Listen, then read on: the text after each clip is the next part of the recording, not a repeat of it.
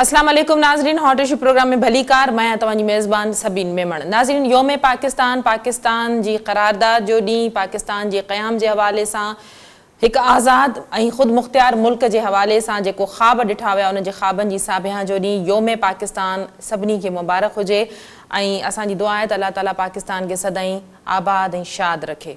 आमीन। अॼोके प्रोग्राम में ॻाल्हि कंदासीं जंहिं क़ुर्बानियूं जहिड़ी तरह ॾेई करे मुल्क खे हासिल कयोसीं, पर छा असां हिन मुल्क खे उहे संभाले सघिया आहियूं? इन जो बि पंहिंजे प्रोग्राम में महिमाननि खां जवाबु वठंदासीं। ॻाल्हि कंदासीं कुझु सिंध सां लाॻापियल मसइलनि जे हवाले सां।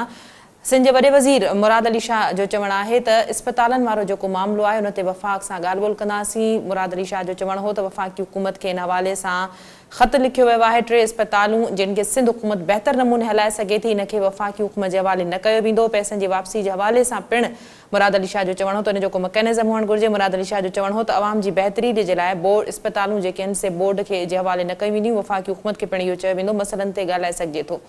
गवर्नर सिंध पिणु वॾे वज़ीर सां गॾु मज़ार क़ायद ते हाज़िरी ॾिनी। गवर्नर सिंध जो चवणु हो त सिंध हुकूमत सां के बि इख़्तिलाफ़ न आहिनि, कुझु बुनियादी तहफ़ुज़ात आहिनि, कुझु मसइलनि ते ख़दशा ज़रूरु आहिनि, पर मुल्क जी बहितरी जे लाइ गॾिजी कमु करण ते असांजो इत्तफ़ाक़ आहे।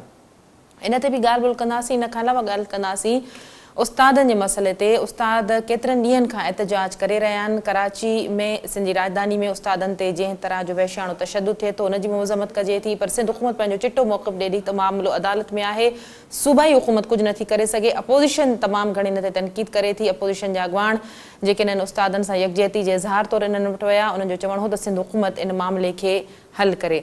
इन ते बि ॻाल्हाईंदासीं। इन खां अलावा ॻाल्हि कंदासीं त अञा ताईं असांखे नज़र अचे थो त सूबे ऐं जे अंदरि जेको आहे सूबाई हुकूमत जे मेंबरनि ऐं अपोज़िशन में जेके इख़्तिलाफ़ आहिनि उहे बजाए घटिजंदे असांखे वधंदे नज़र अचनि था। मजमूई तौरु कोशिशि कंदासीं त अॼोके प्रोग्राम में घणे तकरार बजाए इन्हनि मामलनि खे हल करण तरफ़ जेकॾहिं इत्तफ़ाक़ थिए थो त उन ते ॻाल्हाइजे। असांखे स्टूडियो में जिन महिमाननि जॉइन कयो आहे उनजो तारीफ़ कराईंदी रहां। पीपल्स पार्टी सां तालुक़ रखंदड़ मेंबर सिंध असेंबली ग़ज़ाला सियाल साहिब भली कार, तव्हां असांखे प्रोग्राम में जॉइन कयो।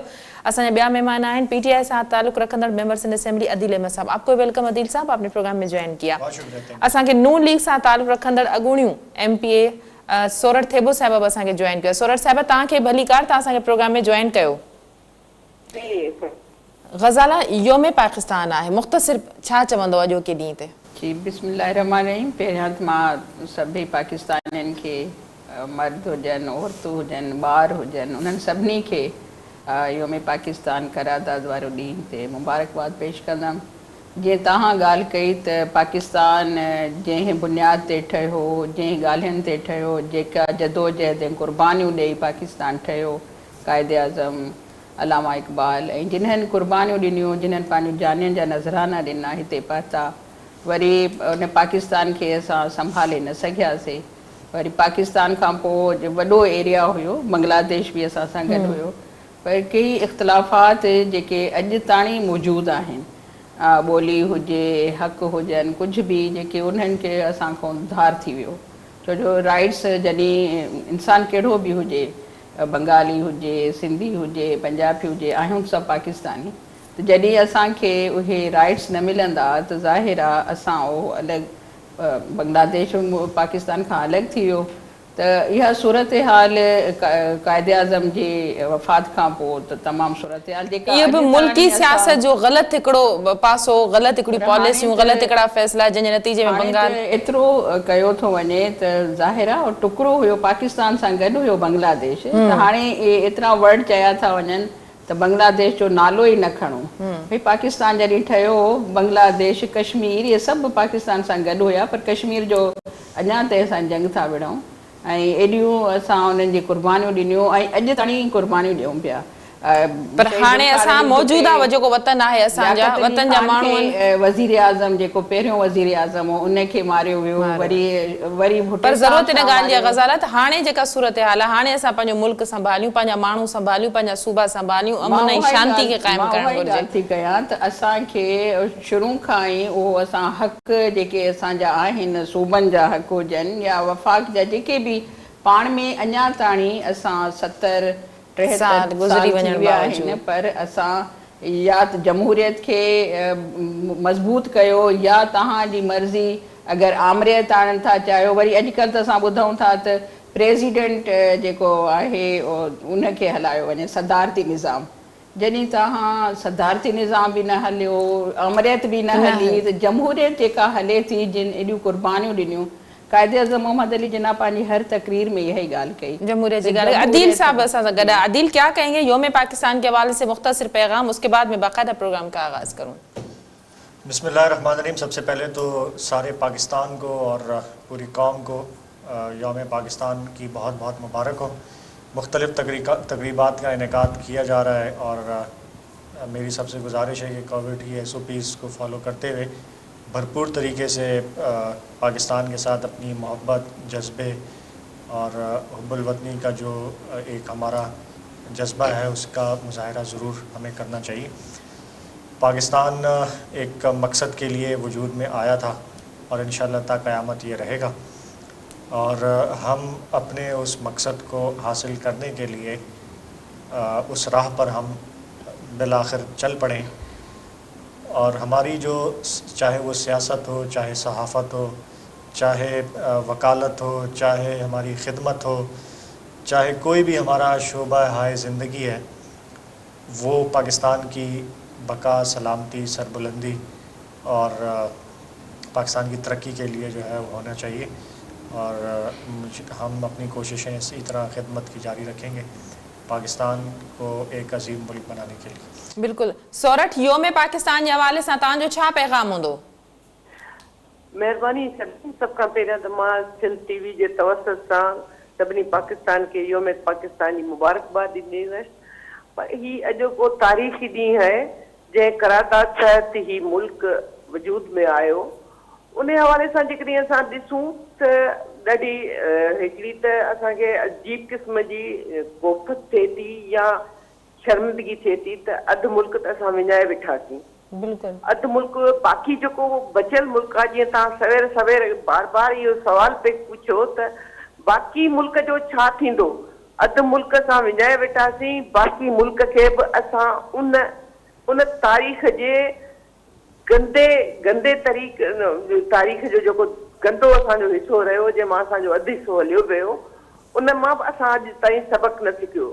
अॼु असांजे क़ाइद नवाज़ शरीफ़ साहब जो उहो ई बीहन आहे त भाई उन तारीख़ खां सिखो, उन तारीख़ खां सिखो ऐं तव्हां पंहिंजे मुल्क जे अवाम खे, बाक़ी मुल्क खे मज़बूत कयो, जमहूरियत खे मज़बूत कयो, मुल्क खे अवाम खे हक़ ॾियो, सूबनि खे हक़ ॾियो, पर बजाए उन जे हिते इक़्तिदार हासिल करण जे लाइ अवाम जा हक़, सूबनि जा हक़ न रुगो खाधा था वञनि, पर उन ते बसि फ़ख्र बि महसूस कयो थो वञे ऐं उन लाइ अजीब क़िस्म जूं तावीलूं बि पेश कयूं थियूं वञनि।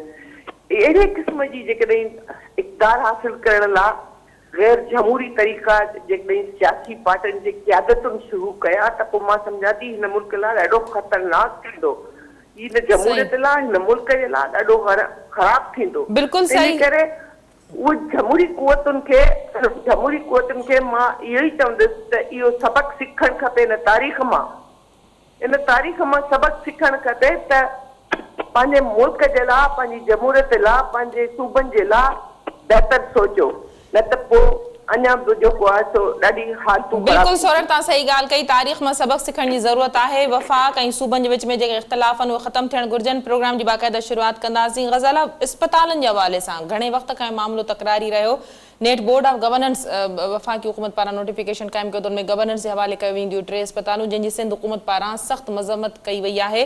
वॾे वज़ीर बि अॼु इन ते ॻाल्हायो आहे। अॼु सूबाई वज़ीर पारां वफ़ाक़ी हुकूमत खे ख़त पिणु लिखियो वियो आहे। वॾे वज़ीर जो चवणु आहे त वफ़ाक़ी हुकूमत खे ख़त लिखियो आहे, सिंध हुकूमत बहितर नमूने इस्पतालनि खे हलाए सघे थी, इस्पतालूं बोर्ड हवाले न कयूं वञनि। जी बिल्कुलु, मां तव्हांखे अॻु में बि इहो प्रोग्राम थियो हुयो इस्पतालनि जे हवाले सां। असां इहा ई ॻाल्हि कई हुईसीं त सिंध हुकूमत जॾहिं उन्हनि खे हलाए पई त वफ़ाक़ी हुकूमत खे कोई जवाज़ न आहे जो ओवरटेकिंग करे ऐं अस्पतालूं पंहिंजे अंडर करे। सम्झ में असांखे त ॻाल्हि नथी अचे। कोर्ट जो हुकुम आहे, वॾो वज़ीर चए थो त इहा कोर्ट जो हुकुम जी भञ कढी आहे, मामलो त कोर्ट असांखे वापसि करायूं हुयूं ऐं वरी वफ़ाक़ी हुकूमत उन्हनि ते राताव हाणी वरी खणी विया 3 अस्पतालूं। त बार बार वज़ीर आला न सिर्फ़ु असेंबली में इहे ॻाल्हियूं थियूं आहिनि, अॼु सोरठ बि जॾहिं MPA हुई त असां मुसलसल इन ते ॻाल्हाईंदा आया आहियूं।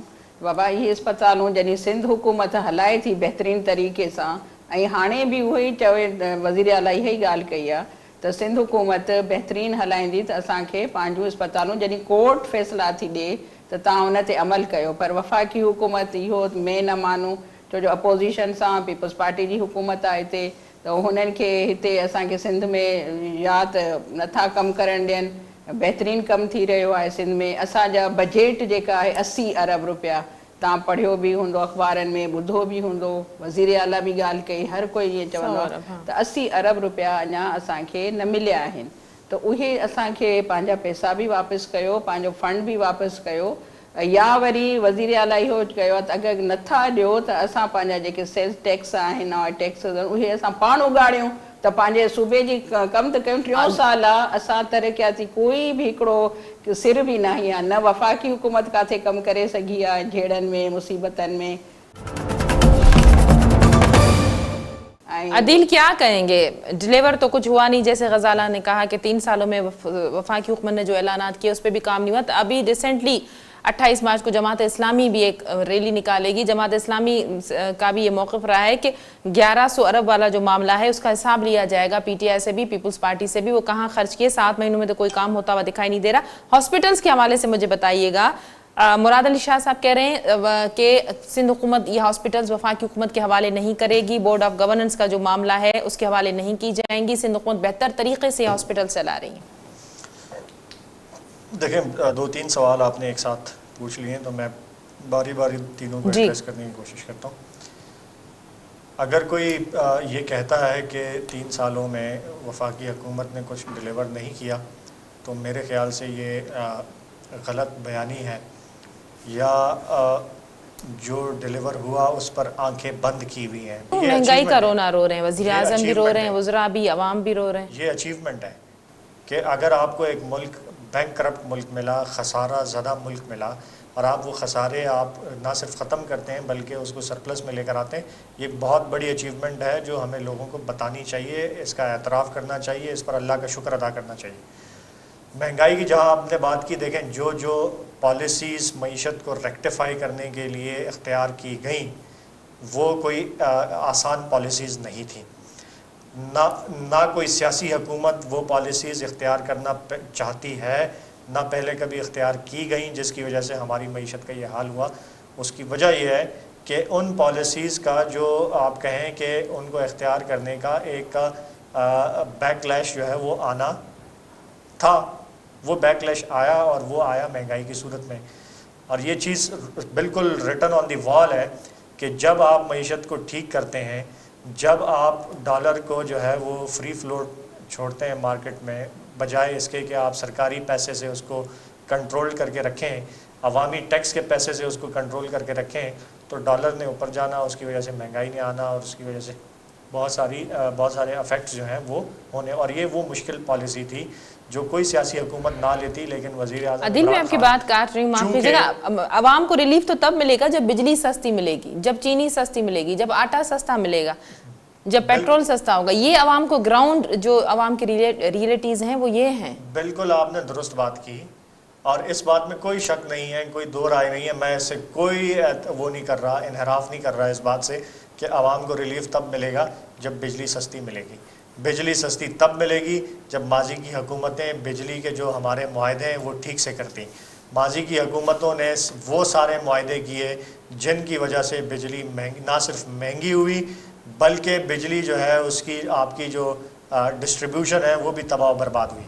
बिजली महंगी है भी और उसके बावजूद भी लोड शेडिंग होती। उसकी वजह यह है कि ये माजी की हुकूमतों की जो पॉलिसीज़ थी वो सर्कुलर डेट का जो हमारे ऊपर अजाब आया, वो जो महंगे मुआहदे किए गए जिनको हमारी हुकूमत ने आके रिवाइज़ किए, तो आप क्रेडिट दें इस हुकूमत को कि जो महंगी गैस हम कतर से ले रहे थे उसको रिवाइज़ किया गया, उसको सस्ते कॉन्ट्रैक्ट्स जो हैं वो दोबारा किए गए, जिससे अरबों डॉलर का जो है पाकिस्तान को फ़ायदा हो रहा है और अल्टीमेटली पाकिस्तान की आवाम को फ़ायदा होना है उसका। आवाम मतलब माजी की हुकूमतों का किया धरा अभी मजीद जो है कुछ साल पूरे करेंगे। आवाम को रिलीफ आवाम को रिलीफ तब मिलेगा जब जो है वो डॉलर के रेट को माजी की हुकूमतें ठीक से उसको मैनेज करती اس کو کنٹرول کر کے عوامی ٹیکس پیسہ اس میں نہ جھونکتی تو آج یہ حالات نہ ہوتے ہماری حکومت نے آگے سیاسی طور پہ ایک مشکل فیصلہ کیا، لیکن چونکہ وزیر اعظم عمران خان اگلی الیکشن کو نہیں دیکھتے، وہ پاکستان کی آئندہ آنے والی نسلوں کو دیکھتے ہیں، وہ پاکستان کی آئندہ آنے والے حالات کو دیکھ کر انہوں نے وہ مشکل فیصلہ کیا، تو اس سے وہ معاشی میدان میں بہتری آئی۔ کل ہی میرے پروگرام میں ویکسین کے حوالے سے بات ہوئی ہے، جو رشیا سے 9000 پر پرسن جو ہے وہ لیے جا رہے ہیں، 33% جو اس کی پرائس ہے 9000، جبکہ یہ فری آف کاسٹ دینی چاہیے تھی۔ ویکسین کا جو عمل ہوتا ہے وہ پوری دنیا میں جو ہے وہ فری لگائی جاتی ہے، لیکن ہمارے ملک میں اس کے پیسے لے۔ مجھے ہاسپٹلز کا بتا دیں، سورٹ میرے ساتھ ہیں جی۔ میں پہلے اس کو کمپلیٹ کر لوں کہ 33% اس پیسے کا صوبہ سندھ کے اندر تقسیم کیا گیا ہے، جو 200 ارب روپے تقسیم ہوئے۔ اچھا، ویکسین کی میں ضروری سمجھتا ہوں اس پروپیگنڈے کی جو ہے وہ کرنے کے لیے اس کی تردید کرنے کا بڑا ضروری ہے کہ یہ عوام کو مس گائیڈ کیا جا رہا ہے، عوام کو مس لیڈ کیا جا رہا ہے۔ جو خبریں چل رہی ہیں کہ شہباز گل کی کسی کمپنی نے جو ہے وہ رشیا سے کوئی کسی قسم کی کوئی ایسا معاہدہ نہیں ہوا۔ اسد عمر صاحب کی آن لائن اپنا لائیو ٹی وی شو پہ اس کی تردید موجود ہے، وہ برائے مہربانی چلائیں اور اس پروپیگنڈا کو کل کیا جائے۔ یہ نہ صرف پاکستان کے لیے 9000 نہیں 9000 نہیں رکھی گئی، بالکل غلط ہے۔ کوئی ایسی آپ کے ایم پی اے نے کل میرے پروگرام میں آن دا ایئر اس نے یہ بات مانی، اس نے کہا یہ تو زیادہ رکھنا چاہیے تھا، 9000 سے تو زیادہ رکھنا چاہیے تھا، 9000 پھر بھی کم ہے، تو چندہ تھوڑی طرح ہمیں مل رہا ہے۔ کوئی کسی قسم کا اس طرح کا رشیا سے شہباز گل کی کمپنی ایسی کوئی کمپنی نہیں ہے جس نے اس طرح کی کوئی معاہدہ کیا ہو۔ اسد عمر صاحب کی تردید موجود ہے، اس کو آپ چلائیں، ابھی چلا لیں میڈیا پہ، وہ لوگوں کو وہ دکھانا ضروری ہے۔ وہ تو کلیئر ہونا، پارٹی کا ایک ہی موقف ہونا، ایک ممبر اگر ابھی تک جو ہے وہ ویکسینز پاکستان نے اپنے فرنٹ لائن ہیلتھ ورکرز کو لگائیں، اور جو 60 سال سے زیادہ عمر کے لوگ ہیں ان کو لگائے جا رہے ہیں، جو کہ ہمیں ایز اے گرانٹ چائنا سے اور دیگر جگہ سے میں بریک لے لوں، اس کے بعد میں سورٹ سے اس کا جواب لوں گی۔ ناظرین، پروگرام جو سلسلے کے جاری رکھنا سی وقت ہے مختصر وقفے جو وٹھوندا وقفو۔ ویلکم بیک ناظرین، پروگرام جو سلسلے کے اگتے ودائنداسی۔ سورٹ کافی دیر تھی تا اسانی گفتگو بدھی، عدیل جی گالائے پیو تو بھئی ان طرح جی کا بھی گال نہ پروپیگنڈا کئی پئی ونے، جنے تو مجھے ہی پروگرام میں ان جے ایم پی اے سٹنگ ایم پی اے یا گال ایڈمٹ کئی تو بھئی ہاں واقعی 9000 پہ ورتا تھا ونجن، یہ تو اञा بھی انہوں جو چوڻ بقول انہوں جے تو گھٹ پیسہ رکھیا ویا آهن۔ اسپتالن जे हवाले सां बि ॿुधाए जो ऐं वैक्सीन जे हवाले सां ॿुधाए जो। महिरबानी सभिन। पहिरीं ॻाल्हि त मां 18 अमेंडमेंट जे हवाले सां सूबे जे हवाले सां जेका ॻाल्हि कंदसि, पोइ वरी जी बिल्कुल हिनखे जवाब ॾियूं था।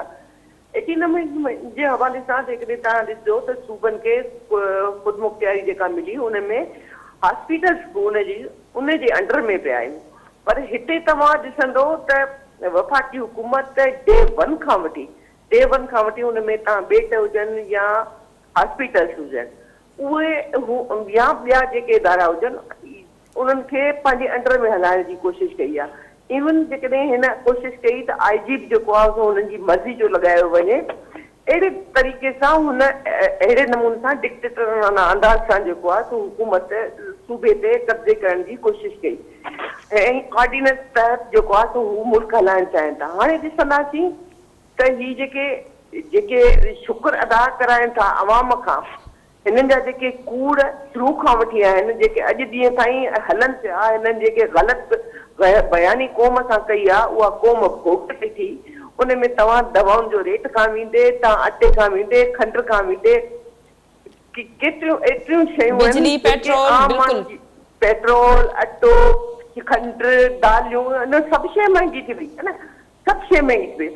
हाणे पंहिंजी नाहली जो हाणे तव्हां मूंखे इहो ॿुधायो, पहिरियां जॾहिं हीअ हुकूमत में आया पे तॾहिं हिननि जी ॻाल्हि हुई त असां 100 ॾींहं में असां चेंज कंदासीं, असां 100 ॾींहं में हितां जो माहौल ई चेंज थी वेंदो, न त पोइ असां हुकूमत मां हलिया वेंदासीं। छा उन्हनि खे इहो उमिरि जेको आहे सो वज़ीर जो वक़्तु आहे, छा उन वक़्त में उहो कंटेनर ते वेही इहा ॻाल्हि जॾहिं चवे पियो तॾहिं उनखे ख़बर न हुई त गैस जा मुआहिदा छा थिया आहिनि, उनखे इहा ख़बर न हुई त बिजली जा मुआहिदा छा थिया आहिनि।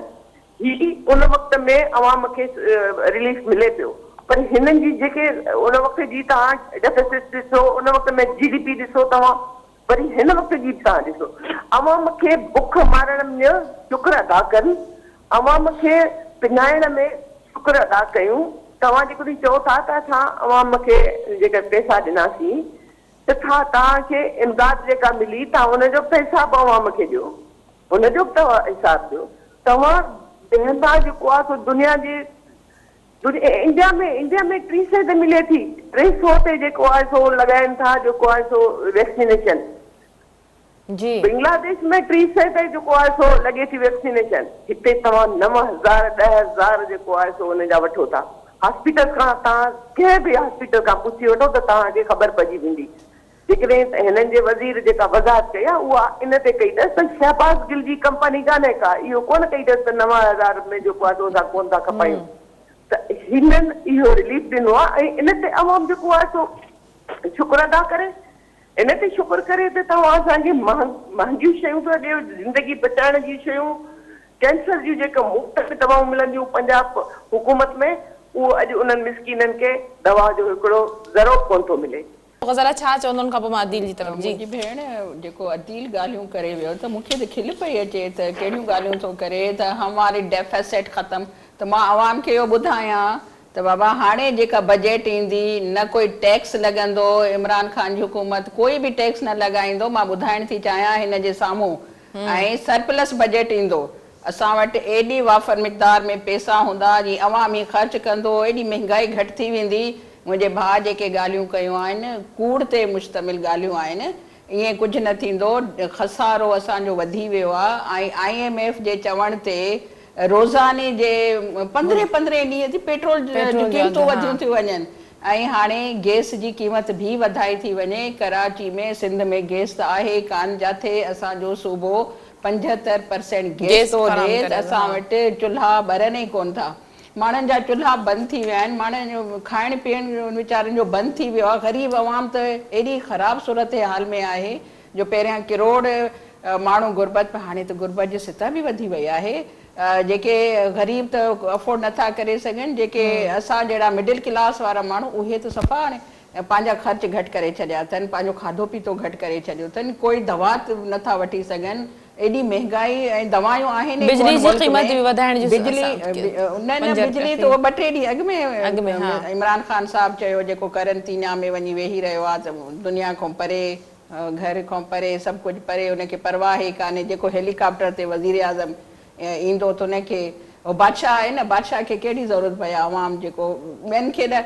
ॾिसो तव्हां कंटेनर ते बिल पिया साड़ियो त इहे नहीं होगा, ऐसे मुंहिंजी भेण ॻाल्हि कई त 100 ॾींहंनि में असां तब्दीली आणंदासीं। हाणे त 3 साल गुज़री विया आहिनि त बाबा ॿुझो त ॾियो न। हाणे गैस जी तो तुंहिंजे हथ में 3 साल कुझु त करे नी, त रुगो खसारो खसारो इल्ज़ाम हणी पूरा 5 साल पूरा कंदा ऐं हिननि खां कुझु बि न थींदो। न वो तो वज़ीर आज़म चए थो न 5 सालनि खां पोइ हिसाब वरितो वञे, अञा त 3 साल थिया आहिनि। न पर हिसाब त वठंदो, अवाम वठंदो, उहो ॿुधाईंदो जॾहिं वोट वठणु ईंदो त पाणे वीचारा माण्हू त हाणे पछताइनि था त असांखे कहिड़ी मुसीबत पई हुई जो PTI के असां वोट ॾिनोसीं। अदिल क्या कहेंगे, हॉस्पिटल्स वाला मामला भी रह गया था, दोनों मोअज़्ज़िज़ मेहमानों की गुफ्तगू भी आपने सुनी। देखें, ग़ज़ाला सयाल साहिबा ने फरमाया कि कूड़ गाला है, तो जो इन्होंने बातें की वो मेरे ख्याल से उनका सच के साथ या हकीकत के साथ कोई ताल्लुक़ नहीं है। उसकी वजह ये है कि ये तो सिर्फ मैंने आपको खसारे ख़त्म होने की बात की, इसके साथ साथ जो पाकिस्तान की मईशत में बेहतरी आई है इन टर्म्स ऑफ जो इंडस्ट्रीज, मां बि वही ॻाल्हि कई त असांजो बजट जेको ईंदो सरप्लस बजट ईंदो। जो इंडस्ट्रीज को अदील साहब ॿुधायो आहे त असां ख़ुशि थियूं त बाबा बजट ईंदो, सरप्लस फ़ायदा हुआ। हम हमारे आने से पहले आप देख लें, हम वेंटिलेटर्स इंपोर्ट करते थे। जब कोविड शुरू हुआ हम PPEs जो है वो दुनिया से लेते फिर रहे थे, इंपोर्ट कर रहे थे। आज अल्हम्दुलिल्लाह हम एक्सपोर्ट करने की अलाए छा थो एक्सपोर्ट थे, हम एक्सपोर्ट करने अटो भी ॿाहिरियों था घुरायूं, अन्न भी ॿाहिरियों था घुरायूं, खंड भी ॿाहिरियों था घुरायूं। आप अपनी बारी में बात कर लिया करें। एक्सपोर्ट था कयो, जब मैं आपकी बारी में नहीं कह रहा था, मैं सुन रहा था आपकी बात, तो आप भी अपनी बारी का इंतजार करें प्लीज़। हम उस वक्त इंपोर्ट कर रहे थे और आज हम एक्सपोर्ट कर रहे हैं अल्हम्दुलिल्लाह। और हम जो है वो आने वाले वक्तों में अभी डायलिसिस की मशीनरी हम पाकिस्तान बनाने जा रहा है। इलेक्ट्रोमैग्नेटिक इंडस्ट्री जो है वो एक बहुत बड़ा कॉम्प्लेक्स उसका लग रहा है, जो पाकिस्तान जो है जितनी मेडिकल इक्विपमेंट्स हैं, जो बड़ी बड़ी मशीनरी हैं, جو آپ کے ٹیسٹنگ مشینز ہوتی ہیں وہ ساری پاکستان بنانے جا رہا ہے۔ اس کے ساتھ ساتھ دیکھیں جب یہ کووڈ آیا تو ہم نے بہت ساری دنیا کی جو آرڈرز تھے وہ ہم نے پاکستان کے لیے لیے اور الحمدللہ ہماری ایکسپورٹس جو ہیں وہ اوپر گئی ہیں۔ آٹوموٹیو انڈسٹریز پاکستان میں آج لگ رہی ہیں، آج سے پہلے صرف 3 انڈسٹریز تھیں، آج 20واں جو آٹوموبائل انڈسٹریز ہیں وہ پاکستان میں آئی ہیں۔ کیوں؟ اس گورنمنٹ کی آٹوموبائل پالیسی کی وجہ سے، اس گورنمنٹ کی جو انسینٹیوائزیشن کا جو آپ کا انڈسٹریز کو پیکج ہے اس کی وجہ سے، اور ہماری گورنمنٹ کی کاوشوں کی وجہ سے آپ کے جتنے آپ کے اسمارٹ فونز ہیں ہم نے یہ پالیسی بنائی کہ ہم نے امپورٹ بل کو کٹ ڈاؤن کرنا ہے، اور جو امپورٹ ہے اسمارٹ فونز کی اس کے بجائے ہم نے لوکل مینوفیکچرنگ پہ جانا ہے۔ ہواوے پلانٹ لگا رہا ہے پاکستان میں، ایئر لنکس کے پلانٹ کا افتتاح ہو گیا، پروڈکشن شروع ہو گئی ہے اسمارٹ فونز کی۔ عادل بات وہی ہے کہ عوام کو ریلیف کیا مل رہا ہے؟ عوام کو تو ریلیف نہیں مل رہا نا، عوام کو وہی چینی مہنگے داموں، وہی آٹا مہنگے داموں، پیٹرول کی وہی قیمتیں، بجلی کی وہی آپ یہ پھر ساری چیزیں ماضی کی حکومتوں پہ لگا دیتے ہیں۔ دیکھیں گراؤنڈ پہ جو لوگ ہیں، جو مزدور طبقہ، ان کو تو کوئی ریلیف نہیں مل رہا۔ عوام کو ریلیف ملنا ہے جب 5 سال آپ کے بعد انڈسٹریلائزیشن ہوگی، جب آپ کی انڈسٹریلائزیشن ہوگی، بزنس پاکستان میں آئے گا، ویلتھ کریشن ہوگی، تب عوام کو ریلیف ملے گا۔ جب لوگوں کی آپ کی جو آمدن کے ذرائع ہیں، جو لوگوں کی آمدن ہے اس کو بڑھانے کی، یہ ساری کبھی بھی ایسا نہیں ہوتا۔ آپ جو ہے میں آج آپ کو فگرز کوٹ کر دیتا ہوں کہ جب مشرف کی گورنمنٹ گئی اور پیپلز پارٹی کی گورنمنٹ آئی پاکستان میں تو چینی کی قیمت کہاں سے کہاں تک گئی، آٹے کی قیمت کہاں سے کہاں گئی، ڈالر کا ریٹ کہاں سے کہاں گیا، آپ کا جو باقی جو مہنگائی تھی وہ کہاں سے کہاں پہنچی۔ مجھے بتانے کی ضرورت نہیں ہے، ڈالر 60 پہ تھا، 100 پہ پہنچا۔ چینی جو ہے وہ 12-15 روپے اور 18 روپے کلو تھی، وہ 60 روپے کلو پہ گئی۔ آٹا جو ہے وہ 8-10 روپے کلو ہوتا تھا، وہ 35 روپے کلو پہ گیا۔ تو مہنگائی جو ہے وہ جو تاریخی مہنگائی ہوئی وہ پاکستان پیپلز پارٹی نے جب مشرف کے بعد سنبھالا تو وہ آپ کو شوٹ کی گئی وہ پرائسز۔ اسی طریقے سے جب نون لیگ کی گورنمنٹ آئی تو اس کی وجہ کیا ہے؟ اس کی وجہ یہ ہے کہ جو پرانی جب بھی پرانی کوئی گورنمنٹ چھوڑ کے جاتی ہے تو وہ خزانے جو ہے وہ خالی ہوتے ہیں، ملک جو ہے وہ خسارے میں ہوتا ہے۔ یہ تب ہوگا جو ہے وہ جب حکومت عوام کو ریلیف کب ملے گا؟ میں ذرا مجھے سمجھانے کے لیے پلیز سمجھا دیں۔ عوام کو ریلیف تب ملے گا جب آپ عوام کی لوگوں کی آمدن کو بڑھائیں گے، جب ویلتھ کریشن کریں گے ملک میں۔ کتنے لوگ ہیں جو نوکریوں سے نکالے جانے، مختلف کمپنیوں سے، گارمنٹس کمپنیوں سے نکالے جانے میں مسلسل احتجاج لوگوں کو جو ہے وہ انڈسٹریلائزیشن سے ریلیف ملے گا۔ یہ جو آپ نکالنے کی باتیں کر رہی ہیں، آپ دنیا کی جو بڑی ایئر لائنز ہیں، دنیا کی ملٹی نیشنل کمپنیز ہیں، جب سے یہ کووڈ آیا ہے ہزاروں نہیں لاکھوں کی تعداد میں سٹاف جو ہے وہ لے آف ہوا ہے پورے دنیا میں۔ تو یہ جو پوری دنیا کا معیشت کا افیکٹ ہے وہ کچھ نہ کچھ افیکٹ پاکستان میں بھی آنا تھا۔ میں عادل سورٹ استادن کے حوالے سے مجھے بتایا جو ان وقت جے استاد احتجاج کرے رہے ہیں جن سندھ حکومت پارا سخت تشدد کیا ویو، استادن جو گرفتاریوں تھیوں، صوبائی حکومت جو ہکڑو ہی ہے تو بھئی صوبائی وزیر پارا تعلیم جو صوبائی وزیر پارا گالیوں کیوں ویوں، پر انہوں جو ہکڑو ہی چونا ہے تو معاملو عدالت میں آئے، سندھ حکومت کچھ نہ تھی کرے سکے۔ معاملو عدالت میں آئے پر ہکڑو احتجاج جمہوری حکومتن میں عوام جو حق ہوندو ہے، ان میں جے عوام یا کو بھی احتجاج کرے تو ان تے اڑے قسم جو تشدد ماں سمجھا تھی جمہوری حکومت جو طریقہ کار نہ ہوندو ہے۔ ماں سمجھا تھی تے اڑے قسم جو تشدد ایک ڈکٹیٹرانہ انداز ॾेखारे थो ऐं इहो तशदद जेको आहे सो ग़लति अख़्तियार कयो वियो औरतुनि ते, मर्दनि ते, उस्तादनि ते। उस्ताद असांजो जेको आहे सो हिकिड़ो मुक़दस पेशो आहे। बिल्कुलु हुननि खां हिकिड़ो मुतालबो कयो पियो, तव्हां हुननि सां ॻाल्हियूं कयो आहे, तव्हां हुननि सां ॻाल्हियूं कयो आहे। जेकॾहिं तव्हां ॻाल्हियूं नथा कयो त तव्हां हुननि ते अहिड़े क़िस्म जो बेईमाना तशदद करे कहिड़ो मैसेज था ॾियो त असां डंडे जी हुकूमत था हलायूं, असां जेको आहे सो बंदूक जी हुकूमत था हलायूं। ही बंदूक जी हुकूमतूं ऐं या डंडे जी हुकूमतूं हाणे वक़्तु गुज़री वियो आहे। हाणे अवाम खे पंहिंजा हक़ मिलण खपनि। इहा तव्हां ॻाल्हियूं कयो, जेके कुझु ॻाल्हि आहे उहो ॻाल्हियुनि जे ज़रिए हल करे सघिजे थी, पर तव्हां जे अहिड़े क़िस्म जो तशदद करे हिकिड़ो ग़लति मैसेज ॾिनो आहे ऐं मां सम्झां थी त सिंध जे अवाम जी दिलियूं ॾुखायूं आहिनि। गज़ाला जॾहिं ॿियनि सूबनि में तशदुद थिए थो पैरामेडिकल जे अमले ते या सरकारी मुलाज़मनि ते पघारूं वधाइण वारो जॾहिं मामिलो हुजे उते त तव्हांजी पार्टी सख़्तु मज़म्मत करे थी, जॾहिं सिंध जी राजधानी कराची में उस्ताद औरतूं उस्ताद मर्द ईअं गिलिया वञनि था, उन्हनि ते तशद्दुद थिए थो, जंहिं ते अपोज़िशन बि तनक़ीद करे थी, उन ते जी सोरठ जेका ॻाल्हि कई मां सम्झां थी त अगरि कोर्ट में मैटर हले पियो, वज़ीर तालीम बि इहा ॻाल्हि कई, बहरहाल उहो पर उस्तादनि जो मुतालबो आहे त असां सां सिंध हुकूमत जो तालीम वारो वज़ीर तालीम ॻाल्हाए ऐं उन्हनि खे एतमाद चयो त जॾहिं मैटर सॼो कोर्ट में थो हले त उन जो असां जवाबु न ॾेई सघंदासीं। उस्ताद जेके आहिनि वकील करे ऐं कोर्ट में वञी सघनि था, पर इहो जेको कुझु थियो आहे तशद्दुद औरतुनि ते या टीचर तव्हांजी हुकूमत कयो आहे, तव्हांजी हुकूमत न करणु घुरिजे। उन्हनि जो तव्हां घुरायो, उन्हनि सां ॻाल्हियूं कयो हा, ऐं वज़ीर आला सिंध या वज़ीर तालीम या कोई बि उन्हनि सां वञी ॻाल्हियूं करे सघनि पिया।